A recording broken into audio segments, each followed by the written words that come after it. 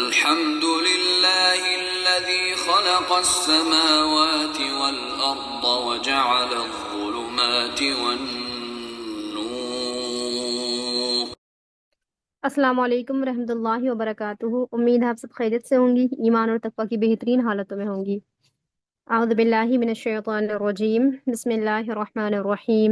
رب اشرح لی صدری ویسر لی امری واحلل عقدۃ من لسانی یفقہوا قولی رب زدنی علما رب زدنی علما اللہم فقہنا فی الدین اللہم فقہنا فی الدین۔ بسم اللہ الرحمن الرحیم۔ آج کی جو دعا ہے وہ ہے گھر میں داخل ہونے کی دعا۔ جب بھی آپ گھر میں داخل ہوں تو اس دعا کو پڑھیں، اللہم انی اسألک خیر المولجی و خیر المخرجی بسم اللہ ولجنا وعلی اللہ ربنا توکلنا۔ اے اللہ میں تجھ سے اچھا داخل ہونا اور اچھا نکلنا مانگتا ہوں، اور ہم اللہ کا نام لے کر داخل ہوئے اور ہم نے اللہ ہی پر جو ہے وہ بھروسہ کیا۔ جب آپ گھر سے باہر جائیں تو اس وقت بھی آپ دعا پڑھیں، لیکن جب آپ باہر سے کہیں آ رہے ہیں تو اس وقت اس دعا کو ضرور پڑھیں، کیونکہ ہم جانتے ہیں کہ جب ہم گھر میں داخل ہونے کی دعا پڑھتے ہیں تو پھر شیطان جو ہے اس گھر میں داخل نہیں ہو پاتا ہے۔ تو اس لیے ضرور آپ نے اس دعا کا اہتمام کرنا ہے تاکہ شیطان جو ہے وہ آپ کے ساتھ آپ کے گھر میں داخل نہ ہو سکے۔ اب ہم آتے ہیں اپنے رکوع کی طرف۔ آج ہمارا رکوع نمبر 17 ہے، آیہ نمبر ہے 141، سورہ انعام۔ اعوذ باللہ من الشیطان الرجیم، بسم اللہ الرحمن الرحیم۔ رب اشرح لی صدری ویسر لی امری واحلل عقدۃ من لسانی یفقہوا قولی بسم اللہ الرحمن الرحیم۔ وہو الذی، اور وہی ہے جس نے انشأ پیدا کیا جنات باغات کو، معروشات چھجوں پر چڑھے ہوئے، وغیر معروشات اور بنا چھجوں پر چڑھے ہوئے، یا پھر اس کا ایک میننگ ہم یہ بھی نکال سکتے ہیں جو اپنی پیٹھ پہ کھڑے ہوئے ہوتے ہیں، اور ایسے بھی ہوتے ہیں جو اپنی پیٹھ پر کھڑے نہیں ہو سکتے، یعنی جیسے کچھ بیلیں وغیرہ ہوتی ہیں تو وہ غیر معروشاتن میں آتی ہیں۔ والنخل، اور کھجوروں کو، والزرع، اور کھیتوں کو، مختلفاً مختلف ہے، اکولہا پھل اس کے، والزیتون، اور زیتون کو، والرمانہ، اور انار کو، متشابہن اور باہم ملتے جلتے ہیں، وغیر متشابہ، اور کچھ ایسے بھی ہیں جو ملتے جلتے نہیں ہیں۔ کلو میں ثمرہ، تم کھاؤ اس کے پھلوں میں سے، اذا اثمرا، جب وہ پھل لائیں، وآتو، اور تم ادا کرو، حقہ، حق اس کا، یوم حصادہ، جس دن اس کی کٹائی ہو یا اس کی کٹائی کے دن، ولا تسرفوا، اور نہ تم حد سے گزرو، انہ لا يحب المسرفین، اور یقیناً اللہ تعالیٰ حد سے گزرنے والوں کو پسند نہیں کرتا۔ یہاں پر اس آیت میں اللہ تعالیٰ فرماتے ہیں، یہاں پر اللہ تعالیٰ اپنی نعمتوں کا ذکر کر رہے ہیں، وہ نعمتیں جو زمین جو ہے اللہ تعالیٰ کی جو زمین ہے وہ نکالتی ہے، تو یہاں پر انہی نعمتوں کا ذکر کیا گیا ہے۔ اللہ تعالیٰ فرماتے ہیں کہ وہی ہے جس نے پیدا کیا باغات کو، یعنی جو ہم دیکھتے ہیں نا کہ ہر چیز کے اللہ تعالیٰ نے باغ ہی نکالے ہیں، یعنی اگر آپ پھلوں میں دیکھیں، سبزیوں میں دیکھیں، کسی بھی آپ چیز میں دیکھیں تو ان کے باغات ہیں، کوئی چیز ایک اکیلے نہیں نکلتی۔ اکثریت یہ ہے، آپ کوئی ایک پیڑ لگا سکتے ہیں لیکن اکثریت جو ہے پھلوں کی ہے، پھولوں کی بھی ہے، اگر کسی کھانے کی بھی ہے اور سبزی کی بھی ہے تو اس کے باغ ہی نکلتے ہیں، یعنی ایک پرٹیکولر ایریا اسی چیز کا ہوتا ہے۔ تو یہاں پر اللہ تعالیٰ نے باغات کی اسی لیے بات کی ہے کہ جو بھی پھل اللہ تعالیٰ نکالتے ہیں وہ باغات میں نکلتے ہیں۔ اور پھر یہاں پر معروشاتن سے مراد وہی ہے کہ وہ پیڑ جو اپنی پیٹھوں پہ کھڑے ہوتے ہیں، یعنی جیسے آم کا باغ ہے یا سیب کا باغ ہے، تو وہ چیزیں کیا ہے، وہ اپنے پیٹھوں پر اپنے تنے پہ جو ہے وہ کھڑے ہو سکتے ہیں۔ اور غیر معروشاتن، پھر کچھ ایسے بھی پھل ہیں جو کھڑے نہیں ہو سکتے، جیسے تربوز کی بیل ہوتی ہے، انگور کی بیل ہوتی ہے، ان کے لیے کوئی ڈنڈی یا کچھ لگانا پڑتا ہے تو وہ اس پہ چلتے ہیں۔ تو کچھ ایسے بھی ہیں جو بنا مطلب غیر معروشاتن میں وہ سارے پھل آتے ہیں جو بنا کسی مطلب جس کو ٹیک لگانے کے لیے ڈنڈے وغیرہ لگانے پڑتے ہیں، اور یہ بھی ایک مطلب باغ ہی کی صورت ہوتی ہے۔ یعنی آپ دیکھیں جو باغ اگاتے ہیں، جن کا یہ بزنس ہوتا ہے، تو وہ پورا باغ ہی اس کو اگاتے ہیں۔ تو یہ اللہ تعالیٰ کا بہت بڑا فضل ہے۔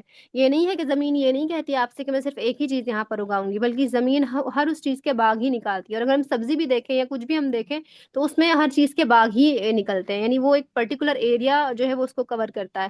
اور پھر آگے اللہ تعالیٰ فرماتے ہیں اور کھجوروں کو اور کھیتوں کو مختلف ہے. یعنی اللہ تعالیٰ نے تمام چیزوں کے بارے میں یہاں پہ فرمایا کہ اللہ تعالیٰ نے وہ پیڑ بھی اگائے جو اپنی پیٹھوں پہ کھڑے ہوتے ہیں، اور وہ بھی جو جن کی بیلیں ہوتی ہیں، اور پھر کھجوروں کے پیڑ ہیں، اور پھر کھیت ہیں جو مختلف ہیں. یعنی کھیت بھی جو ہیں وہ مختلف ہوتے ہیں. کوئی گیہوں کا ہے، کوئی چاول کا ہے، کوئی گنے کا کھیت ہے. تو یہ تمام چیزیں جو ہیں وہ ڈفرینٹ ہیں. تو اللہ تعالیٰ نے ان کی یہاں پہ وضاحت کی ہے کہ وہ تمام چیزیں مختلف ہیں.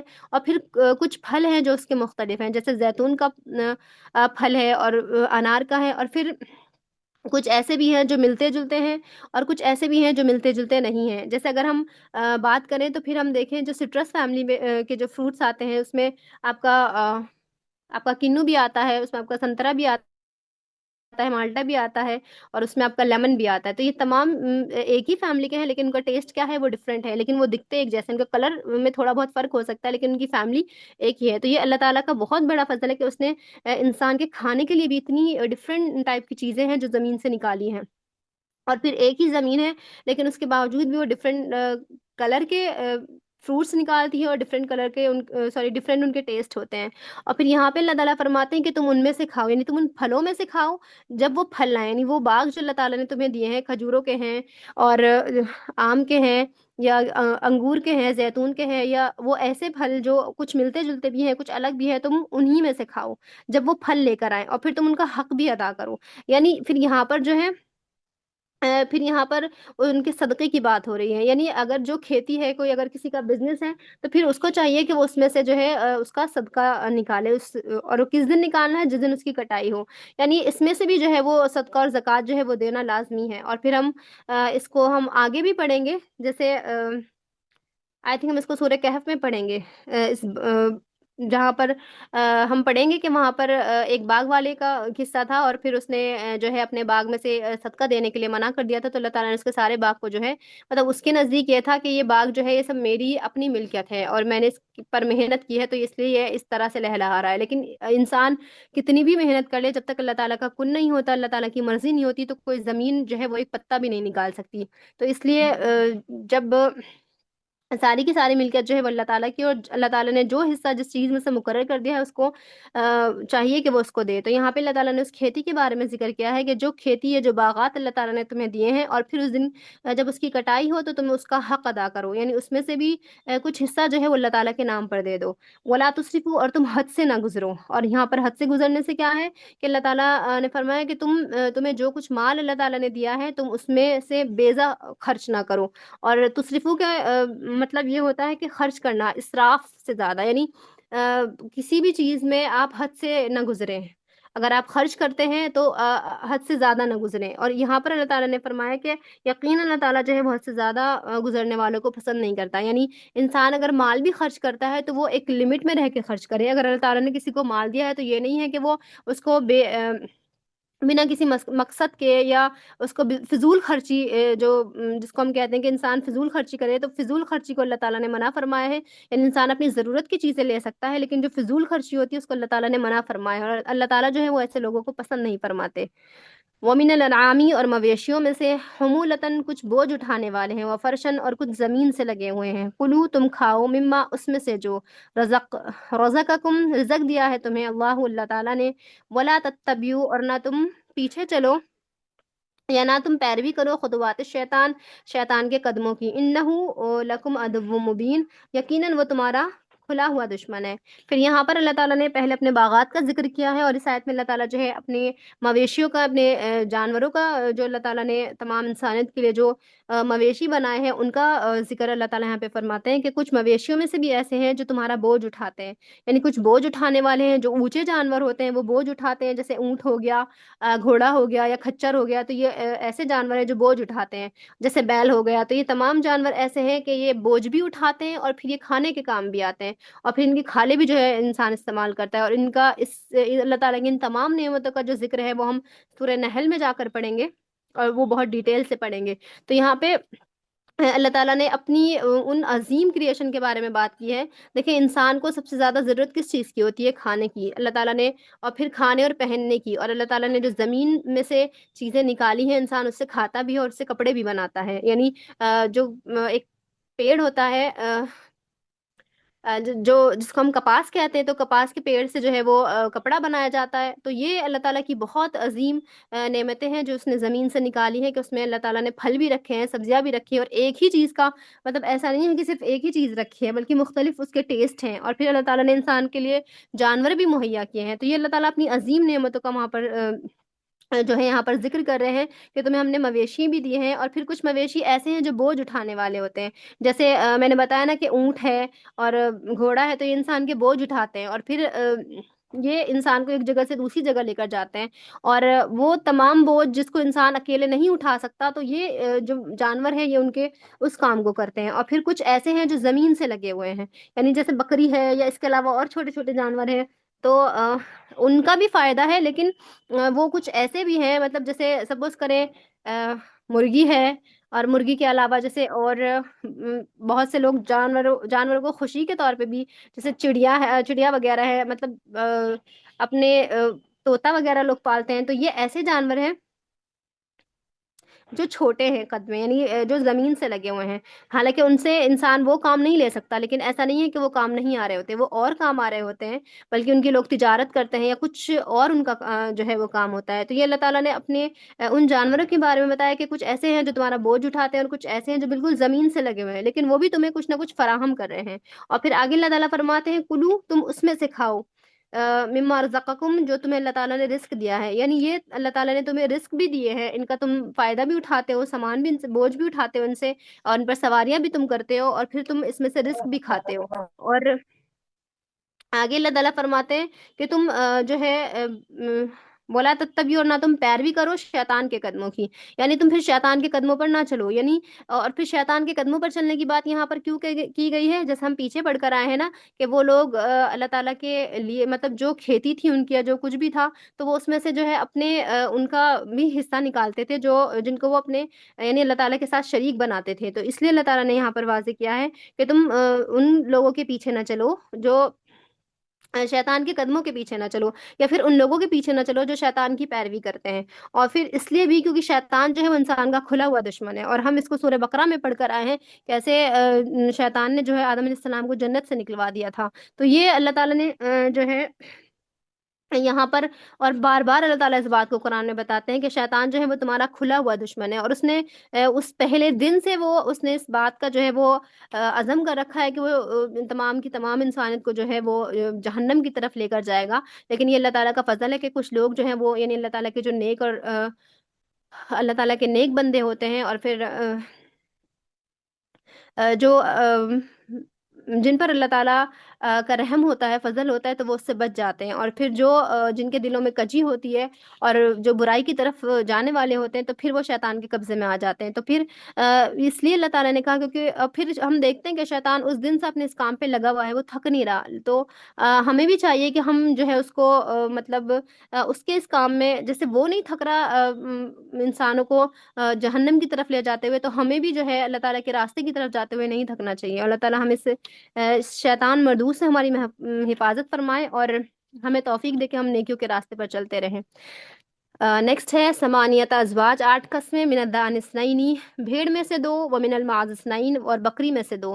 قل اذکرین، آپ کہہ دے کیا دونوں نروں کو حرم حرام کیا ہے اس نے، ام الانثیین، یا دونوں ماداؤں کو، ام اشتملت، یا وہ لپیٹے ہوئے ہیں، علیہ ارحام الانثیین، جس پر رحم کیا دونوں ماداؤں نے. نبئونی، تم مجھے بتاؤ، بعلم، ساتھ کسی علم کے، ان کنتم صادقین، اگر تم سچے ہو.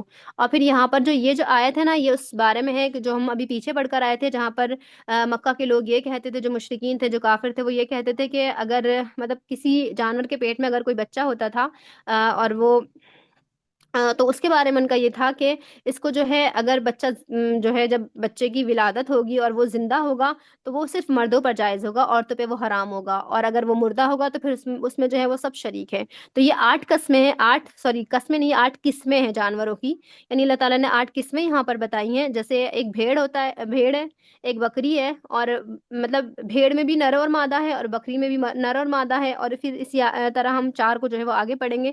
تو اس میں 8 قسمیں جانوروں کی اللہ تعالیٰ نے بتائی ہیں. جیسے بھیڑ میں سے 2، یعنی ایک مذکر ایک مؤنث، اور بکری میں سے 2، ایک مذکر اور مؤنث. اور پھر آگے اللہ تعالیٰ فرماتے ہیں کہ آپ ان سے پوچھیں या आप इनसे कह दें, क्या दोनों नरों को अल्लाह ताला ने हराम किया है? यानी ये जो अपने ऊपर हराम करार देते हैं कि अल्लाह ताला ने इस चीज़ को जो है वो हमारे ऊपर हराम कर दिया है, या जो ये अपनी तरफ से ये बातें बनाते हैं, तो इनसे ये सवाल करें आप, इनसे पूछें, क्या दोनों नरों को अल्लाह ताला ने हराम किया है, या फिर दोनों मादाओं को, या फिर जैसे भेड़ और बकरी बकरी यानी उनके जोड़ों को हराम किया है, यानी भेड़ में से नर और मादा मादा को हराम किया है, या बकरी में से नर और मादा को हराम किया है, या फिर दोनों नरों को हराम किया है, या फिर दोनों मादाओं को हराम किया है, या फिर ये कि जो उनके या वो जो लिपटे हुए हैं जिस पर, यानी या फिर ये कि जो इनके रहम में है उन दोनों को जो है, सपोज कि अगर किसी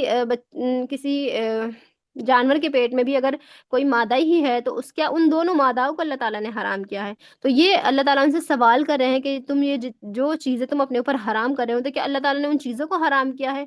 फिर आगे अल्लाह ताला उनसे पूछते हैं कि तुम मुझे बताओ, क्या मतलब तुम मुझे बताओ बिना किसी इल्म के, या फिर तुम किसी इल्म के साथ जो है तुम इस बात की तुम दलील दो कि ये सब चीज़ें जो तुमने अपने ऊपर हराम कर ली है, क्या तुम्हारे पास इस चीज़ की कोई दलील है, या कोई ऐसा कुछ है, कोई प्रूफ है तुम्हारे पास जो तुमने इन चीज़ों को अपने ऊपर हराम कर लिया है? जबकि हम सूरह मायदा में इसको अच्छे तरीके से पढ़ कर आए हैं कि अल्लाह ताला ने कौन सी चीज़ें जो है वो हराम की हैं, कौन सी चीज़ें जो है वो हलाल की है, और इसको हमने सूरह बकरा में भी पढ़ा था, सूरह मायदा में हम इसको डिटेल से पढ़ कर आए हैं।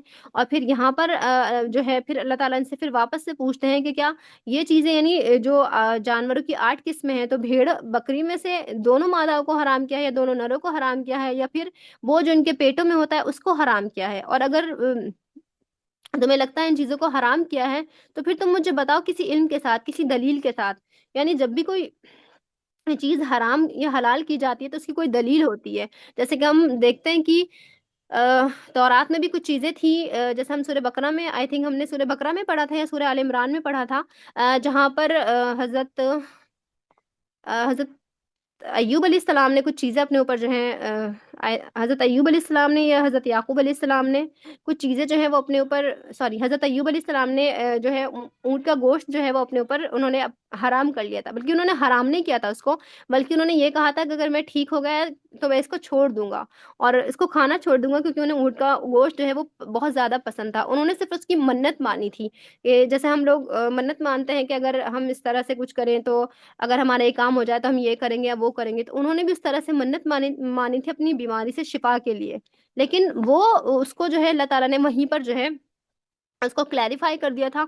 तो यहाँ पे भी अल्लाह ताला इसी बात को उनसे कह रहे हैं कि तुम्हारे पास कोई दलील है या कुछ है जो तुम इन चीज़ों को तुम अपने ऊपर हराम कर रहे हो, तो क्या तुम्हें किसी ने बताया है, या अल्लाह ताला की तरफ से तुम्हारे पास कोई इसकी दलील है? अगर तुम सच्चे हो तो तुम जो है इस चीज़ की दलील दो, या तुम बताओ कि तुमने अपने ऊपर इन चीज़ों को हराम क्यों किया है। उसके बाद आगे 2 किस्में हैं, वमिनल इबिल इस्नैनी, और ऊँट में से 2, वमिनल बकर इस्नैनी, और गाय में से 2। कुल आप कह दें अज़करैनी, क्या दोनों नरों को हर्रमा हराम किया है उसने, अमिल उन्थयैनी, या उन दोनों मादाओं को, अम्मश्तमलत, या वो 2 लिपटे हुए हैं, अलैहि जिस पर, अरहामु अर्रहम, अल उन्थयैनी दोनों मादाओं के। अम कुंतुम, क्या तुम थे, शुहदा मौजूद, इद वस्साकुम, जब उसने वसीयत की थी तुम्हें, अल्लाह ताला ने, बिहादा इसकी, फमन अज़लमु, फिर कौन है, अज़लमु, फिर कौन है, फिर कौन बड़ा जालिम है, मिम्मन इफ्तरा, उससे जिसने बांधा, अल्लाह अल्लाह ताला पर, कदिबन झूठ, लियुदिल्लु, ताकि वो गुमराह कर दे, अन्नासी लोगों को, बगैर इल्मिन, बगैर किसी इल्म के, इन्नल्लाह, यकीनन अल्लाह ताला, ला यहदी, नहीं हिदायत देता, अलकौम ज़ालिमीन, जालिम लोगों को। फिर आगे अल्लाह ताला ने 2 किस्में और यहाँ पर बताई हैं कि क्या ऊँटों में से 2, यानी पहला तो ये कि ऊँटों में से जो 2 की बात हो रही है वो नर और मादा की हो रही है, कि ऊँट में से दोनों नर और मादा को हराम किया है अल्लाह ताला ने, या फिर गाय में से दोनों को, यानी नर और मादा को। और फिर आप इनसे सवाल करें, क्या फिर दोनों नरों को, यानी या तो दोनों नरों को हराम किया है, या फिर दोनों मादाओं को हराम किया है, या फिर उन दोनों, यानी ऊँट में से भी और गाय में से भी, या फिर उन दोनों मादाओं के पेट में जो चीज़ है उसको अल्लाह ताला ने हराम किया है। तो यहाँ पर अल्लाह ताला ने फिर उसी बात को वाज़ेह किया, यानी जैसे हम ऊपर की आयत में था कि जो 2 जानवर पहले थे, फिर 2 जानवर यहाँ पर हैं। तो वो छोटे जानवर थे, ये बड़े जानवर हैं। तो इनमें से अल्लाह ताला इनसे सवाल कर रहे हैं कि आप हमें ये बताएँ कि नर दोनों, मतलब मादा और नर दोनों को हराम कर दिया, या फिर 2 नरों को हराम किया है? या फिर 2 मादाओं को हराम किया है। किस तरह से अल्लाह ताला ने उनको हराम किया है, क्योंकि वो उन्होंने अपने ऊपर इन चीज़ों को हराम कर रखा था। तो इसलिए अल्लाह ताला ने इस बात का फिर उनसे वापस से सवाल किया है और फिर आगे अल्लाह ताला फरमाते हैं कि क्या तुम उस वक़्त मौजूद थे जब अल्लाह ताला ने तुम्हें ये वसीयत की? यानी अल्लाह ताला उनसे सवाल कर रहे हैं कि जो तुमने ये चीज़ें अपने ऊपर हराम की हैं, तुम्हारे पास इसका कोई प्रूफ़ है या फिर अल्लाह ताला ने तुम्हें वसीयत की है इस बात की? और फिर इसी तरह से ये जो है एक सपोज़ करें कि गुस्से की भी बात है। अल्लाह ताला इस बहुत जैसे जो चीज़ें इंसान के ऊपर अल्लाह ताला ने हराम नहीं की, लेकिन उसने अपने ऊपर हराम कर ली और फिर वो उसकी निस्बत जो है वो अल्लाह ताला की तरफ भेजते हैं। तो यहाँ पर अल्लाह ताला जो है उनसे एक गुस्से का उनसे इज़हार करें कि उस वक़्त तुम मौजूद थे। और फिर हम कुरान में आगे जाकर पढ़ेंगे भी, जहाँ पर वो फरिश्तों को अल्लाह ताला की बेटियाँ बनाते हैं और फिर वहाँ पर वो कहते हैं कि अल्लाह ताला ने अपने लिए बेटियाँ रख ली और हमारे लिए बेटे रख दिए। तो अल्लाह ताला फिर वहाँ उनसे सवाल करते हैं कि क्या तुम उस वक़्त मौजूद थे कि अल्लाह ताला ने अपने लिए बेटियाँ रख ली या तुम्हें वसीयत की थी अल्लाह ताला ने? तो उसी तरह का जैसे सपोज़ करें कि आपने किसी को कोई मतलब कुछ चीज़ आपने किसी को दी हो और उसने उसको जो है वो एक्सेप्ट ना किया हो या कुछ इस तरह से उसने किया हो और फिर आप बहुत गुस्से से उससे सवाल करें कि क्या तुम्हें हमने इस बात की वसीयत की थी? तो ये वही अल्लाह ताला का अंदाज़ है कि क्या हमने तुम्हें इस बात की वसीयत की थी या तुम्हें बताया था कि इस हमने ये चीज़ें हराम कर दी या उस वक़्त तुम मौजूद थे? तो अल्लाह ताला उनसे इसी बात का सवाल कर रहे हैं, क्या तुम उस वक़्त मौजूद थे या तुम्हें वसीयत की गई थी अल्लाह ताला की तरफ से? और फिर कौन है जो अल्लाह ताला पर इतना बड़ा मतलब झूठ बाँधता है? और फिर यहाँ पे अल्लाह ताला उनको उनके ज़ुल्म की इंतहा के बारे में बता रहे हैं कि इतना बड़ा ज़ुल्म है कि कौन बड़ा ज़ालिम है जो अल्लाह ताला की तरफ झूठ बाँधता है।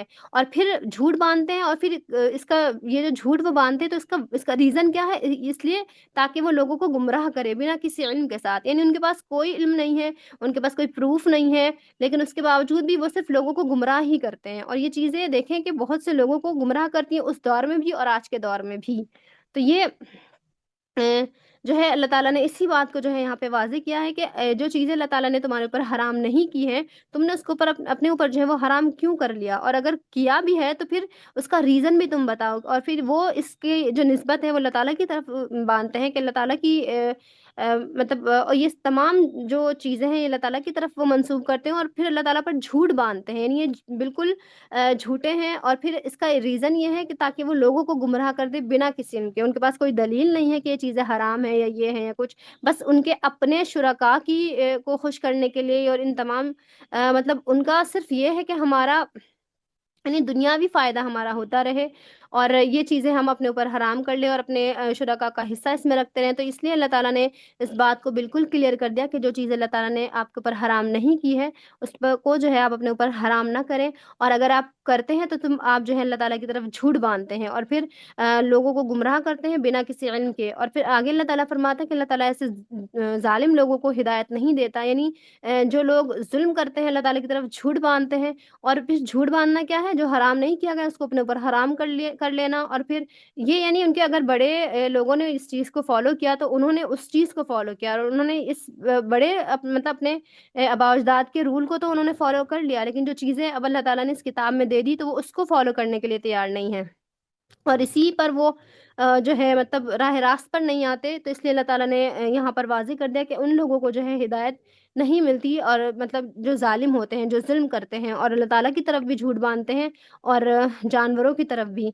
और फिर हम देखते हैं कि हम इसकी जो डिटेल है कि किस तरह से उन्होंने अपने ऊपर इन चीज़ों को हराम कर लिया था, हम सूरह माइदा में इसको पढ़कर आए हैं और इंशाअल्लाह हम कल के रुकू में भी इसको पढ़ेंगे कि अल्लाह ताला ने क्या चीज़ें जो है वो हराम की हैं। अल्हम्दुलिल्लाह हमारा ये रुकू यहाँ पर कंप्लीट हो गया। सुब्हानकल्लाहुम्मा व बिहम्दिका व नशहदु अल्ला इलाहा इल्ला अंता व नस्तगफिरुका व नतूबु इलैक। अस्सलामु अलैकुम व रहमतुल्लाहि व बरकातुहू।